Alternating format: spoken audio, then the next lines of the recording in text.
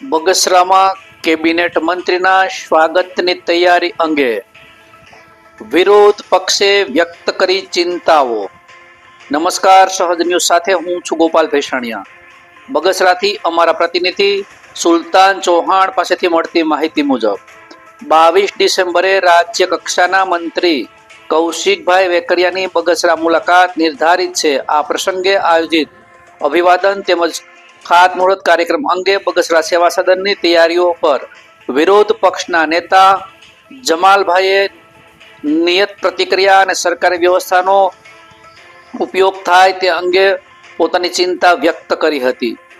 વિરોધ પક્ષના નેતાએ જણાવ્યું હતું કે નાગરિકોની સામાન્ય સમસ્યાઓ જેમ કે સ્ટ્રીટ લાઇટ સહિતની નાની મોટી જાહેર સુવિધાઓ અંગે ઘણી વખત રજૂઆત કરવા છતાં સમયસર કાર્યવાહી થતી ન હોવા અંગે તેઓએ અસંતોષ વ્યક્ત કર્યો હતો।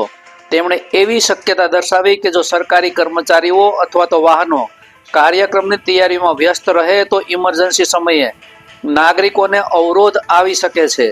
આ મુદ્દે પરિસ્થિતિને સંવેદનશીલતા સાથે સાંભળવાની માંગ તેમણે પણ કરી હતી।